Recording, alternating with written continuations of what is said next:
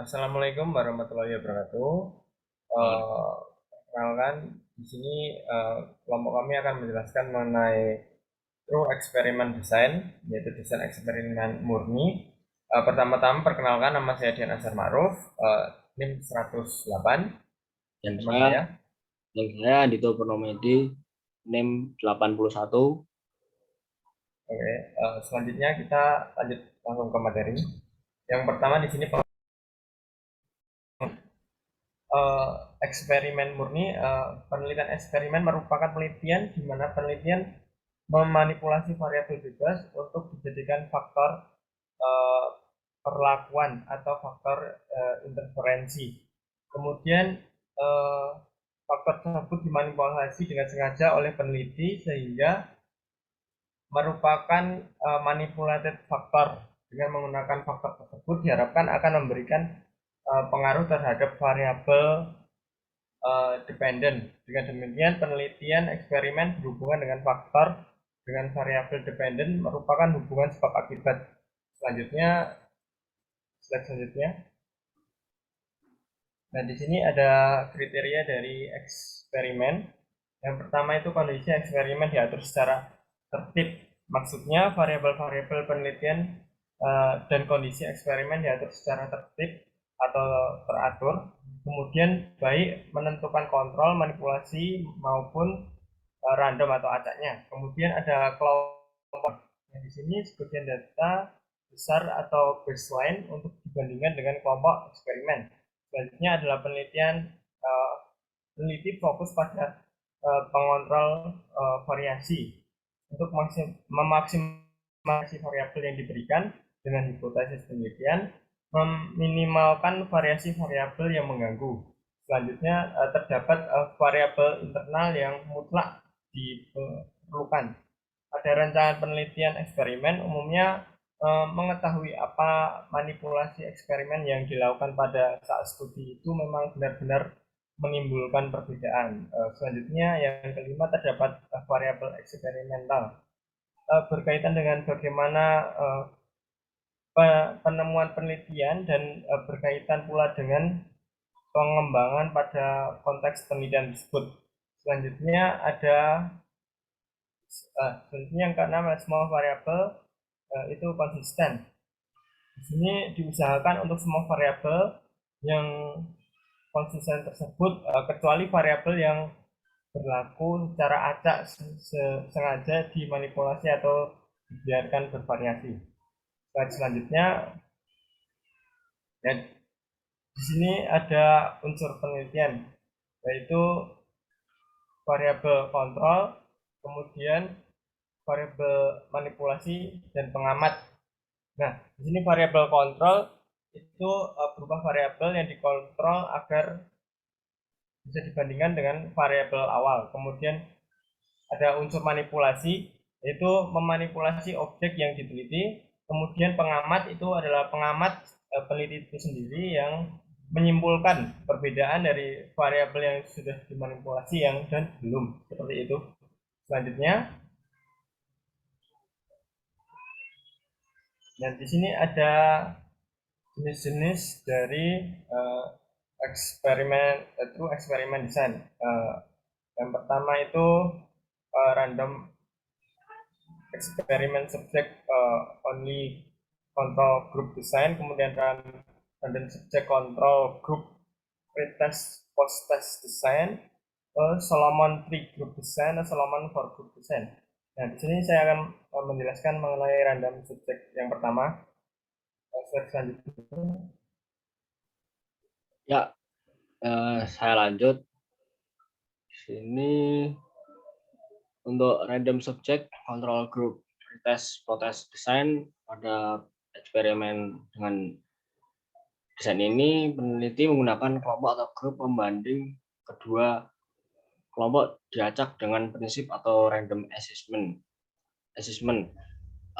Ia melakukan pengukuran sebelum sesudah perlakuan atau intervensi diberikan secara sistematis dapat dituliskan seperti pada tabel yang ada di gambar.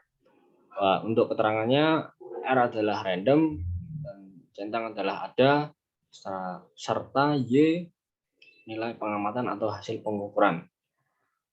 Untuk analisanya, dalam desain ini terdapat dua kelompok yang dipilih secara random, kemudian diberi pretest untuk mengetahui keadaan awal adalah perbedaan antara kelompok eksperimen dan kelompok kontrol. Hasil pretest yang baik bila nilai kelompok eksperimen tidak berbeda secara signifikan, pengaruh pelakuan adalah Y22 kurangi Y11 dikurang buka kurung Y21 kurang Y22. Kelemahan desain ini adalah karena peneliti tidak memiliki kelompok yang tidak diberi pretest, sehingga ia tetap tidak dapat menyelidiki efek interaksi pelakuan dengan pretest. Dan di sini saya akan melanjutkan. Pada desain ini ada random purpose test control group design. Desain ini terdapat dua kelompok yang masing-masing diberi random secara acak. Kelompok pertama diberi perlakuan tersebut, kemudian kelompok eksperimen dan kelompok yang tidak mendapat perlakuan disebut dengan kelompok kontrol. Pengaruh adanya perlakuan atau enhancement adalah Y21 dan Y22. Dalam penelitian yang sesungguhnya, pengaruh atau enhancement dianalisa dengan uji beda atau pakai statistik t-test. Misalnya kalau terdapat perbedaan signifikan antara kelompok eksperimen dan kelompok kontrol, maka perlu diberikan berpengaruh pada secara signifikan pada hasilnya. Selanjutnya, saya akan menjelaskan mengenai Solomon Tree Group. Saya menjelaskan ya. Saya aja. Oke, silakan. Saya Solomon Tree Group Design. Jadi pada eksperimen dengan desain ini, peneliti menggunakan dua kelompok atau grup pembanding. Salah satu kelompok pembanding ada yang diukur sebelum eksperimen dilakukan. Jika kelompok diajak dengan prinsip random assignment, ia melakukan pengukuran sebelum dan sudah perlakuan atau intervensi diberikan pada kelompok perlakuan atau kelompok eksperimen. Secara sistematis dapat dituliskan seperti pada slide. Terdapat eksperimen kontrol 1 serta kontrol 2. Ya, pada R dengan keterangan random dan centang ada serta Y nilai pengamatan atau hasil pengukuran. Desain ini mengatasi atau gambaran ini mengatasi kelemahan dan desain sebelumnya karena ia dapat mengatasi efek interaksi pretest dengan perlakuan meskipun tidak secara langsung. Hasil eksperimen dengan desain ini dapat diuji dengan uji ragam multi jalur pola covariance, di mana pretest dijadikan covariable, termasuk bila desainnya diperluas dikombinasi dengan uji satu untuk melihat efek interaksi pretest dengan dan diberlakukan bila tidak memenuhi persyaratan parametrik, maka diuji menggunakan kombinasi uji peringkat bertanda Wilcox dan diuji Human-Whitney.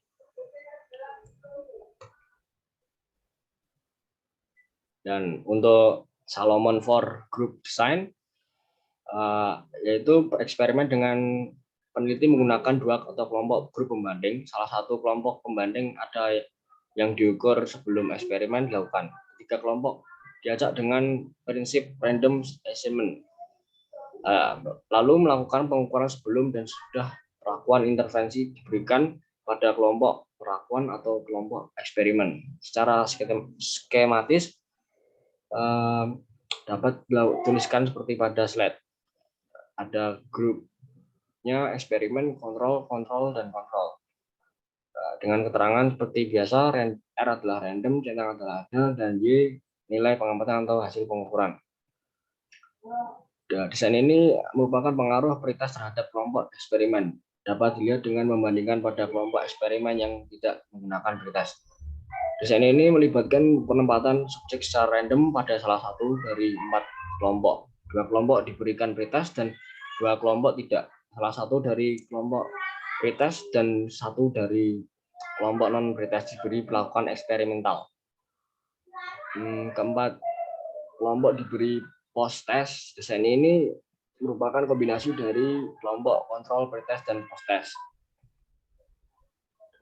Untuk kelebihannya ada 3 tingkat pembuktian kuat, tingkat kendali terdapat tingkat kendali tertinggi dan dapat diduplikasi. Yang pertama, kemampuan untuk membuktikan ada tidaknya hubungan sebab akibat yang dihasilkan pada penelitian eksperimen lebih kuat atau bahkan paling kuat dibandingkan penelitian non eksperimental. Yang mana artinya variabel terikat yang terjadi atau muncul dalam penelitian eksperimen hanya disebabkan oleh variabel bebas dan bukan oleh faktor-faktor lainnya. Sedangkan tingkat kendali tertinggi merupakan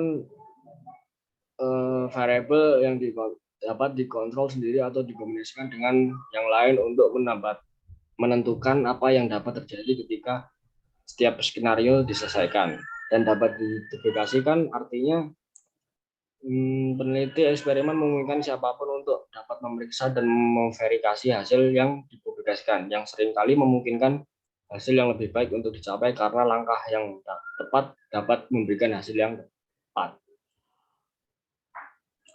Yang terakhir di sini saya akan melanjutkan yaitu kekurangannya. Yang pertama, dapat menciptakan situasi yang tidak realistis, kemudian memakan waktu, dan yang kedua atau atau tidak etis. Nah, di sini dapat menciptakan situasi yang tidak realistis, maksudnya teori variabel dan ide berada di bawah kontrol yang ketat sehingga data yang dihasilkan dapat dirusak atau tidak akurat, tetapi tetap terlihat asli. Ini dapat bekerja dalam 2 cara negatif bagi peneliti. Pertama, variabel dapat dikontrol demikian rupa sehingga hasil yang diinginkan dapat diperoleh. Kemudian data dapat dirusak agar tampak seperti positif, tetapi karena lingkungan kehidupan nyata sangat berbeda dengan lingkungan yang dikendalikan. Hasil positif tidak bisa dicapai di luar penelitian. Jadi maksudnya di sini hasil penelitian belum tentu mencerminkan di kehidupan nyata. Yang kedua yaitu memakan waktu. Karena agar dapat terlaksana dengan baik, peneliti eksperimen harus mengisolasi setiap variabel dan melakukan pengujian terhadapnya. Kemudian kombinasi variabel juga harus dipertimbangkan. Proses ini bisa berlangsung lama dan membutuhkan banyak sumber daya dan keuangan serta sumber daya manusia juga.